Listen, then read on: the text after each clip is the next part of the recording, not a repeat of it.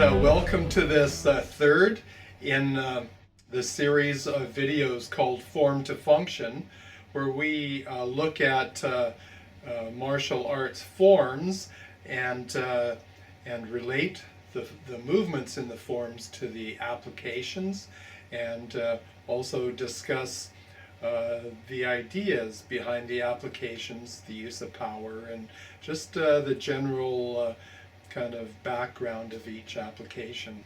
So today we want to look at the ninth form of Chaquan. It has a name. It's called, well, we call it mini dragons waving their tails. So okay, with that, let's get started. This form moves with an opponent's momentum, and the result is that the opponent is almost always off balance. That's the theory. I know, but as we go through it, I'll explain how that happens.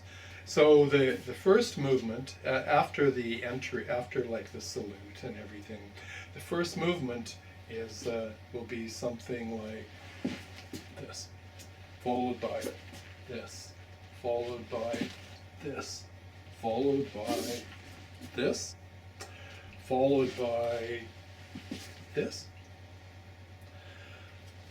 this,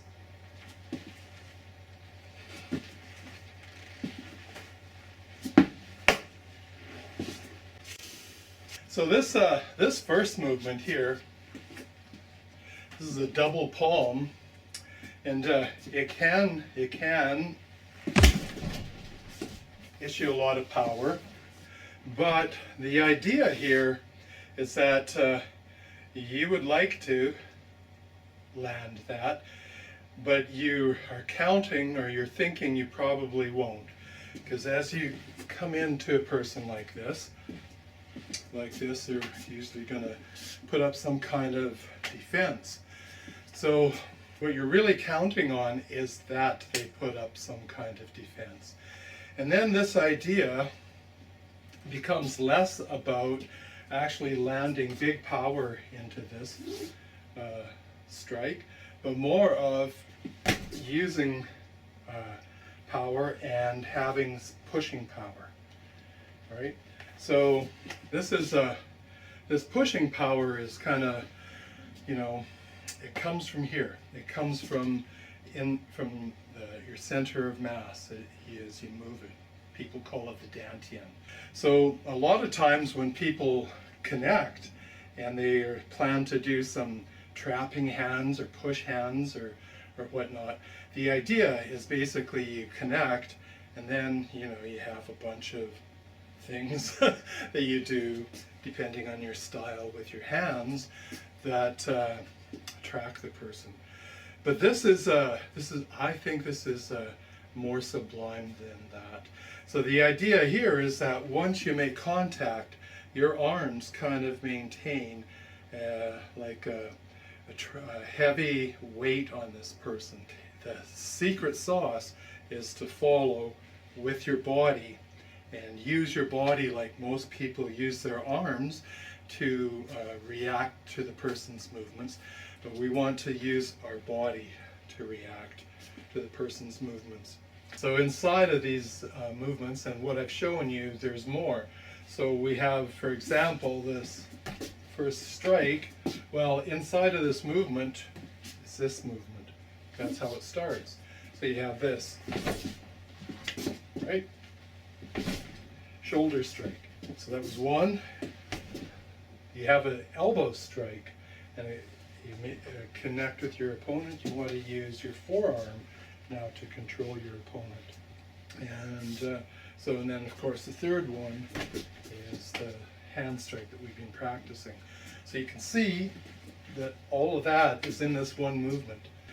So yeah, in every one of these movements, including the kicks, there's we call them hidden movements, but a master will take you from the beginning through levels that just seem never to end. But the second movement here is like this. So it accounts for here, here, here, here, And in this, you could practice, and we do sometimes, very slowly, just counting for all the different kinds of movement that we might want to track. And we say we're moving with the body, not with the hands. So from here, you come back here, it's quick, but if you just move your hands quickly, you don't have it. It's not really going to do what's intended. When you move, it has to be your body moves. I don't know. This idea, this part, I can teach you right away how to start training that. But to actually get it under your skin and to be able to use it, it could take a couple of years. And actually, then once it becomes really clear what you're doing, it's a lifetime of improvement. So that was the first move, right? The strike or the fake strike, the follow back, and we want to. Some people just move little steps, and some people move big steps like us. So this has to cover all ranges. So when you use it, you might just go here and here. That's enough, but you might have to move a lot. So this covers all those ranges. So that's 1, 2. In the end, you've manipulated the person's balance, you've smothered their ability to move, and then you remove your hands, right? So they don't have anything to follow back. So that's another thing, this strike, upset, follow, and your body is here, but your hands have released. So that gives your opponent no opportunity to understand your momentum through your arms. So that's the first two movements. Here, here, and then the second thing is a strike here. So this movement, in most of these movements, have more than one use, and it depends on the context of what's going on in the form or in combat. So here we come back and we just issue a strike here. It's kind of like this idea. So I've come back here, and maybe you haven't moved much. Strike in here, somewhere low, right? Maybe here, maybe here. So 1, 2, 3. And follow back up, 4. So it's kind of a combination here. You go 1, 2, 3, follow, 4. So it's up and down. So here, strike, follow, back. Everything has stayed on this level. Most people stay in their level. So you go underneath, strike. You come down to meet your hand, and they're pressing in, you roll back, come back over top. So that's the form. It includes a lot of ideas. Sometimes people just go, whoop, whoop, strike high, strike low, strike high. The sort of neat thing about this is none of these strikes are from the same position 2 times in a row. Then the next movement comes back. It's just like a guard. It's the same idea. You're in close.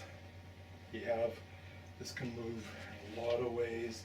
And then you move out, in, strike. Out, in, strike. So this one follows, push. You roll back and you strike. So in some forms, this strike, they'll go 1, 2, 3.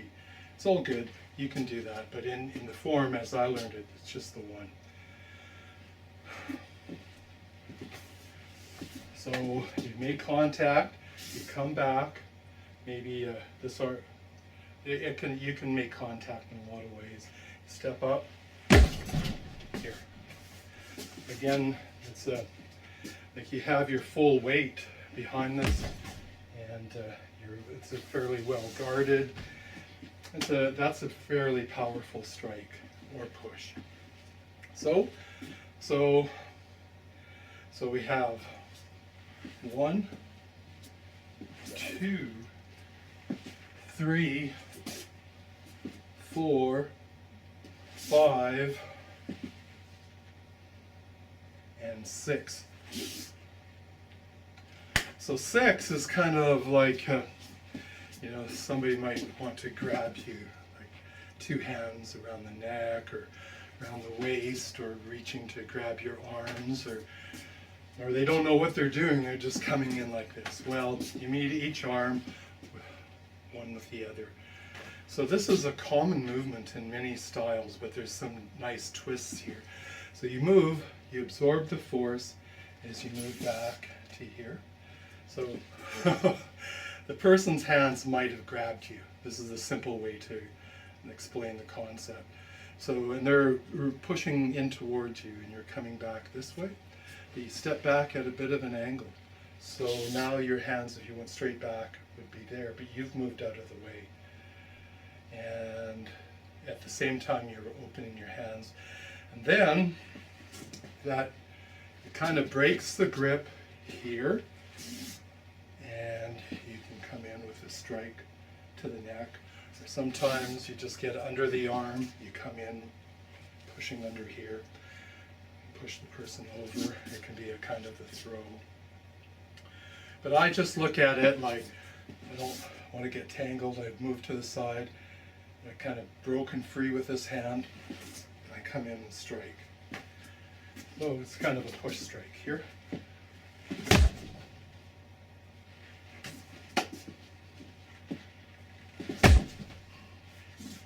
Somewhere in here, or under here. Okay, so that's 1, 2, 3, 4,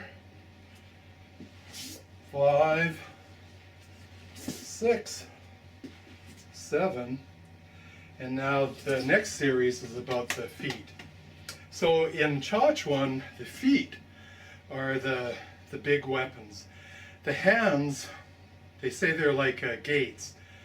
Now gates open and close, they smash things, they let things out in secret, or they cover things up in secret.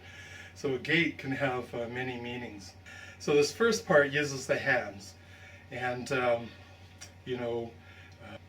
they say the arm can't beat the leg. They say the hands only have 3 places to hit, but the feet have 7. There's a lot of a lot of poems about using the hands and the feet. So in Chaquan, we use the feet. The kicks are things you've seen other places, but we rarely use a kick the way you may see it in other styles, where you have an opening and you kick. But the idea is that we always use the hands to set up a kick, or almost always. Anyway, the second part is a kicking combination that isn't obvious at first.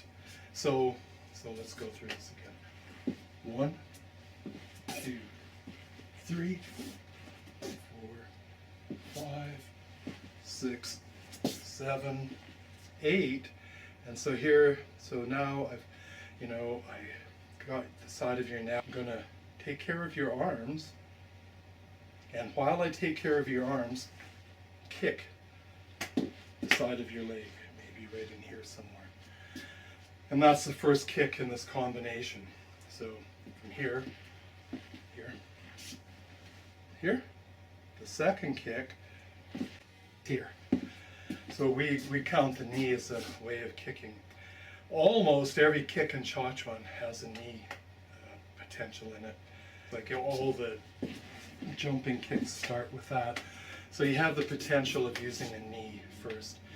And even with a front kick, you lift up your knee, and the idea is not just this gives you a good kick, but it's another weapon here. So I'm going to kick. So anyway, so that's the first one. You kick here, take out the leg, and use your knee and your hand at the same time. So you've hit the knee, you step up and you clear maybe with this hand a little bit, and you use your knee and your hand at the same time. So it's kind of like, but that's Chaquan, hands and feet at the same time. So you got 1, 2, and then the final piece of this puzzle is the third kick in this combination, right? 1, 2, 3. After this one, I'm going to come in with my hand to your face, and I'm going to jump and place this kick in your head or your liver or spleen or ribs or something. So that is the third kick, and it, people often practice it. It's like a crescent. It comes around, but the actual force of this kick is kind of around and forward. With a high skill, you can direct what direction you actually apply the force with this kick. Okay, so that's the movements I wanted to describe in this form. Let's go through it again. So you got 1, 2, 3, 4, 5, 6, 7, 8, 9, 10, 11, move away, 12. Okay, so there we go.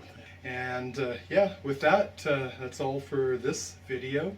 So bye for now, and see you next time.